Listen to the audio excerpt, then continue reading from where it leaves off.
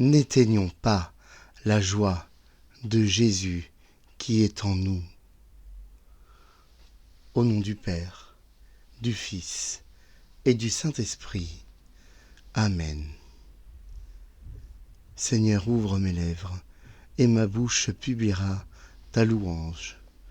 Viens, Esprit Saint, remplis le cœur de tes fidèles et allume en eux le feu de ton amour. Envoie ton Esprit, Seigneur, et il se fera une création nouvelle, et tu renouvelleras la face de la terre. Ô Dieu, qui a instruit les cœurs des fidèles par la lumière du Saint-Esprit, donne-nous par ce même Esprit de comprendre et d'aimer ce qui est bien, et de jouir sans cesse de ces divines consolations par Jésus-Christ notre Seigneur. Amen. Chers frères et sœurs, chers amis dans le Christ, bonjour à toutes et à tous et bienvenue dans ce quotidien Jésus numéro 349. Nous sommes aujourd'hui le dimanche 17 décembre 2023. Nous sommes le 3e dimanche de l'Avent, le dimanche de Gaudete. C'est le dimanche de la joie. C'est le dimanche mis au milieu de ce temps de l'Avent qui va aller vite cette année. Et c'est pour cela qu'il y a ces ornements roses dans les églises, pour les prêtres, ici aussi, comme vous le voyez, et sur la page du quotidien Jésus, puisque cela signifie que une éclaircie arrive, que l'obscurité que nous connaissons va bientôt disparaître. Voilà le sens de cette couleur rose. Nous l'utilisons 2 fois dans l'année, pendant l'Avent et pendant le carême à mi-carême. Confions, chers frères et sœurs, cette méditation à notre Seigneur. Et aujourd'hui plus que jamais, prions pour la paix et le cessez-le-feu au Proche-Orient, en Ukraine, au Karabakh. Prions pour les victimes innocentes et pour la libération des otages. Prions pour les enfants victimes d'abus, pour que la justice soit faite. Prions pour que la joie de l'espérance revienne dans nos cœurs et nous donne la force de la charité. Oui, pardonne-nous, Seigneur, nous sommes pécheurs. Et prends pitié de chacun de nous. Je confesse à Dieu Tout-Puissant et je reconnais devant vous, frères et sœurs, que j'ai péché en pensée, en parole, par action et par omission. Oui, j'ai vraiment péché. C'est pourquoi je supplie la bienheureuse Vierge Marie, les anges et tous les saints, et vous aussi, frères et sœurs, priez pour moi, le Seigneur notre Dieu. Que Dieu Tout-Puissant nous fasse miséricorde, qu'il nous pardonne nos péchés et qu'il nous conduise en sa vie éternelle. Amen. Seigneur, prends pitié. Ô Christ, prends pitié. Seigneur, prends pitié. Seigneur, écoute-nous. Seigneur, exauce-nous.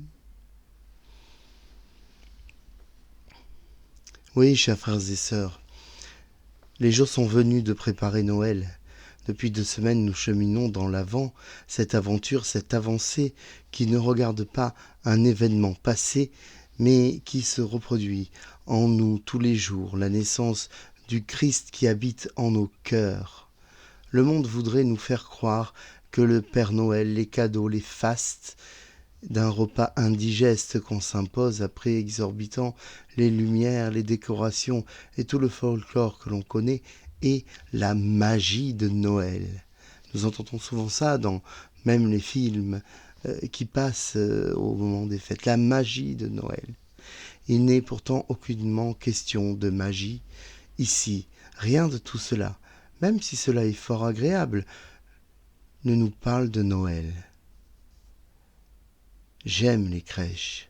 Et chaque année à Lucéram, un village du Haut-Pays niçois, il y a un circuit avec des centaines de crèches. J'aime les crèches tant qu'elles veulent encore dire quelque chose. Oh combien je préfère cette vieille crèche modeste au santon d'argile vieillie que nos ancêtres observaient avec passion, résumée à la Sainte Famille et quelques rois mages. Oui, je la préfère, cette crèche simple, à ces belles compositions que nous retrouvons aujourd'hui, imposantes de détails, parfois modernes, et dans lesquelles finalement on a peine à trouver où se situe la Sainte Famille. L'objet et l'objectif de la crèche n'est rien d'autre que de figurer la naissance du Christ au milieu des bêtes, au milieu de nous, comme une pédagogie efficace pour tous.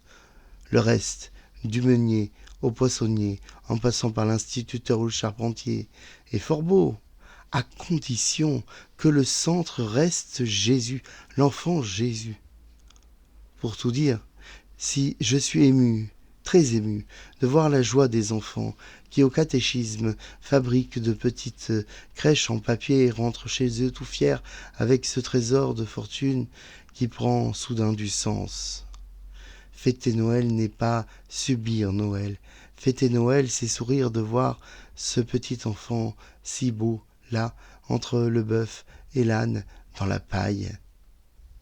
N'entrons pas dans l'outrance du consumérisme, mais restons dans nos habits de simplicité, pour célébrer, entre Joseph et Marie, une seule et unique chose, la naissance de notre Seigneur Jésus-Christ, qui va changer le monde par son sacrifice et sa résurrection.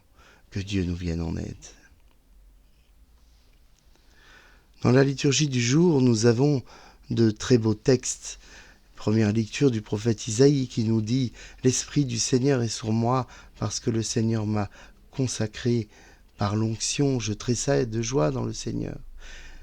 Et mon âme exulte en Dieu. » Nous avons le fabuleux cantique du Magnificat, une partie, et la deuxième lettre de saint Paul apôtre aux Thessaloniciens, la première lettre, où nous trouvons cette phrase « Soyez toujours dans la joie, c'est la volonté de Dieu à votre égard dans le Christ Jésus. N'éteignez pas l'esprit. » N'éteignez pas l'esprit. Nous lisons aujourd'hui dans l'évangile de notre Seigneur Jésus-Christ. Alléluia, Alléluia, selon saint Jean, au chapitre 1. Il y eut un homme envoyé par Dieu. Son nom était Jean.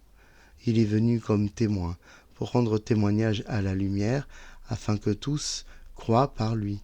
Cet homme n'était pas la lumière, mais il était là pour rendre témoignage à la lumière. Voici le témoignage de Jean. Quand les Juifs lui envoyèrent de Jérusalem des prêtres et des Lévites pour lui demander « Qui es-tu » il ne refusa pas de répondre. Il déclara ouvertement « Je ne suis pas le Christ ». Ils lui demandèrent alors « Qu'en est-il ?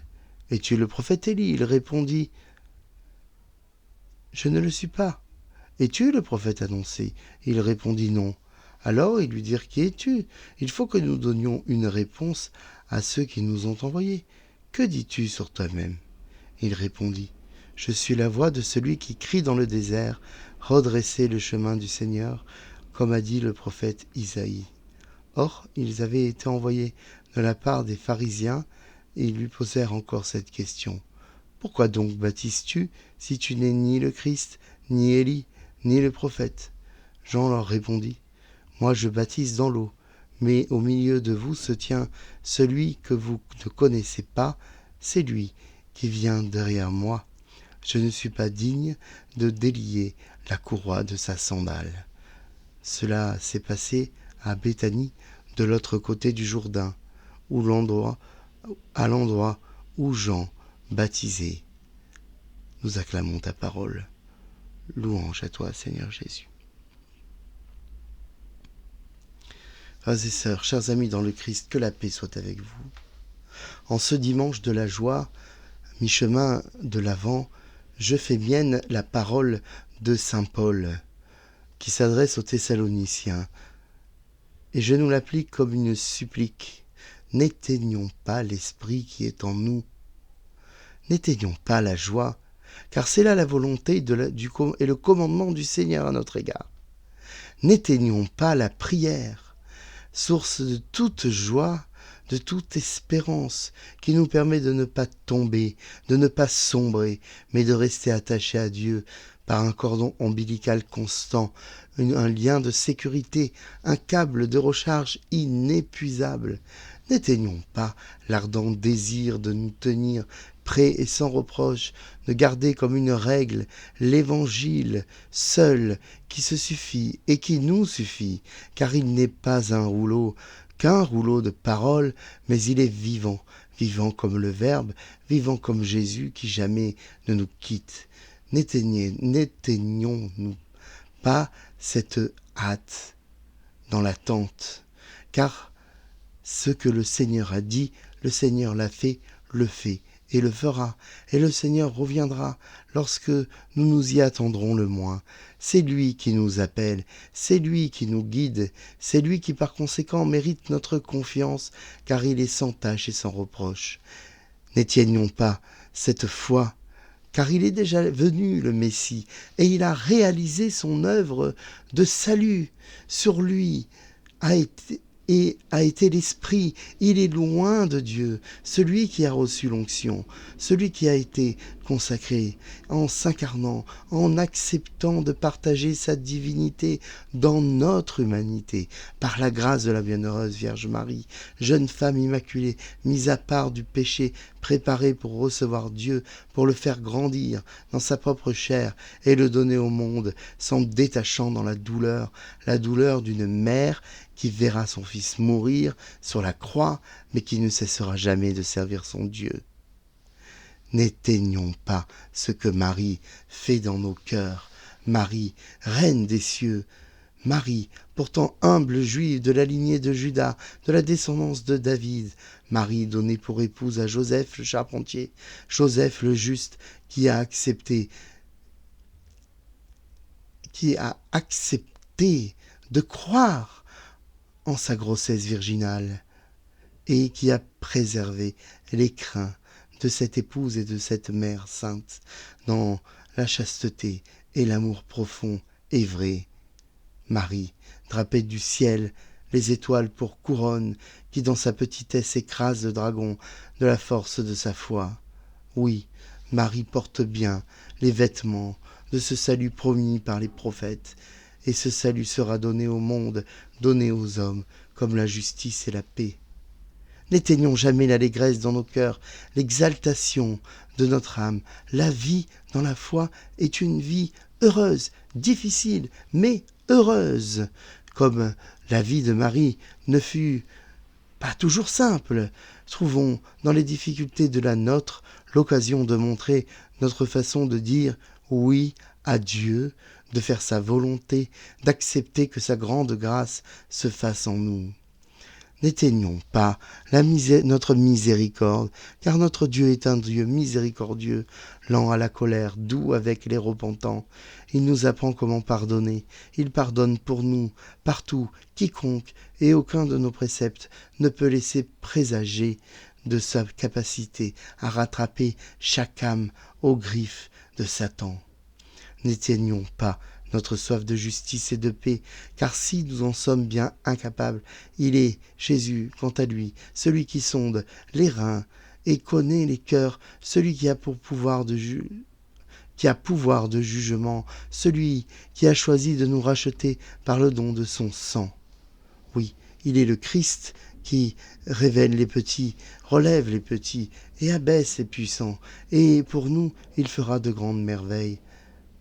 N'éteignons pas, frères et sœurs, les promesses de notre baptême, notre mission de témoin, comme Jean le Baptiste. Si nous ne sommes pas la lumière divine, nous sommes son reflet, son miroir, et par l'imitation de Jésus, dans un désir de perfection évangélique et de joie parfaite, il nous est possible de transmettre cette flamme comme on le fait de bougie en bougie.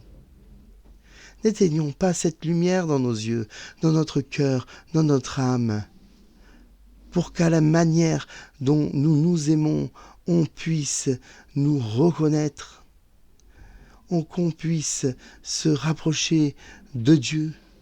Si nous les chrétiens, ne sommes pas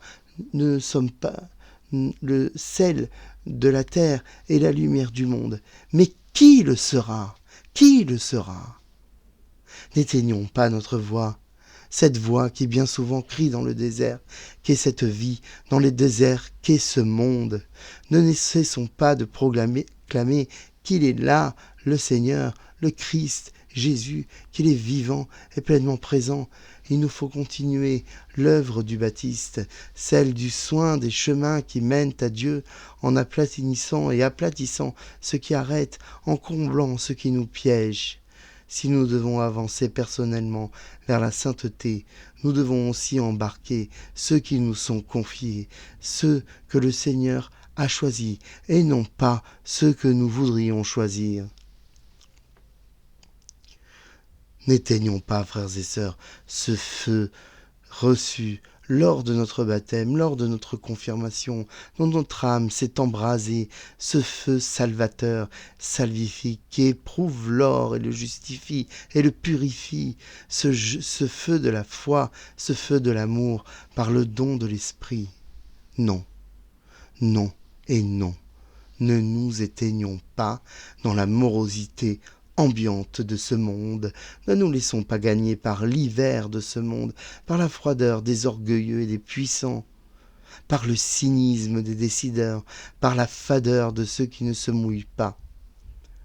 Nous acceptons d'être immergés entièrement dans l'eau sanctifiée par le Christ, par cette eau du Jourdain dans laquelle Dieu, fait homme, a accepté de se plonger, de se laisser plonger par le Baptiste pour que s'accomplissent les Écritures, pour que le monde voie l'Esprit Saint descendre sur le Fils, pour que le monde entende la voix du Père, nous intimer d'écouter son Fils, le bien-aimé, Fils unique engendré dans le grand mystère de la Trinité.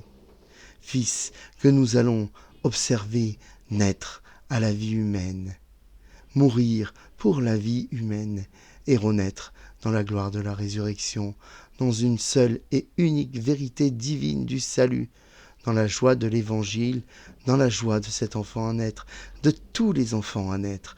Amen. Alléluia. Que la paix du Seigneur soit toujours avec vous.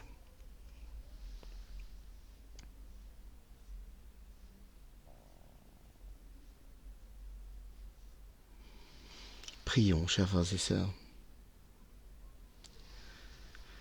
Tu le vois, Seigneur, ton peuple se prépare à célébrer la naissance de ton Fils. Dirige notre joie vers la joie d'un si grand mystère, pour que nous fêtions notre salut avec un cœur vraiment nouveau, par Jésus, le Christ, ton Fils, notre Seigneur et notre Dieu, qui vit avec toi dans l'unité du Saint-Esprit, maintenant et dans les siècles des siècles. Amen. Notre Père qui es aux cieux, que ton nom soit sanctifié, que ton règne vienne, que ta volonté soit faite sur la terre comme au ciel. Donne-nous aujourd'hui notre pain de ce jour. Pardonne-nous nos offenses, comme nous pardonnons aussi à ceux qui nous ont offensés. Et ne nous laisse pas entrer en tentation, mais délivre-nous du mal. Car c'est à toi qu'appartiennent le règne, la puissance et la gloire pour les siècles des siècles. Amen. Je vous salue Marie, pleine de grâce, le Seigneur est avec vous. Vous êtes bénie entre toutes les femmes, et Jésus, le fruit de vos entrailles, est béni. Sainte Marie, Mère de Dieu, priez pour nous pauvres pécheurs, maintenant et à l'heure de notre mort. Amen. Gloire au Père, au Fils, au Saint-Esprit, comme il était au commencement, maintenant et toujours, et pour les siècles des siècles. Amen. Ô mon Jésus, pardonne-nous nos péchés, préserve-nous du feu de l'enfer, et conduis au ciel toutes les âmes, surtout celles qui ont le plus besoin de ta divine miséricorde. Chers frères et sœurs, dans une semaine, dimanche prochain, le matin, nous fêterons le 4e dimanche de l'Avent, et le soir, nous veillerons et fêterons la naissance du Christ. Cela va aller vite. Alors ne perdons pas de temps dans les futilités, dans les cadeaux excessifs. Donnons notre amour. Je ne dis pas qu'il ne faut pas faire de cadeaux, je ne dis pas qu'il ne faut pas faire de fêtes. Ce n'est pas mon propos. Mais cela n'est pas le centre cela ne doit pas être le sens de la façon dont nous vivons Noël. N'oubliez pas, si vous voulez avoir l'intégralité de ce journal quotidien Jésus, vous pouvez vous inscrire. Le lien est dans les commentaires. Évidemment, c'est gratuit et vous avez toutes les propositions de réflexion, un peu à la manière d'une Lectio Divina, mais à ma manière. Et vous avez différents petits textes qui vous permettent aussi de réfléchir avec les pères de l'Église, avec le catéchisme de l'Église catholique et l'imitation de Jésus-Christ. Je vous souhaite, chers amis, une bonne 3e semaine de Carême, une bonne préparation de Noël. Nous nous retrouverons d'ici là.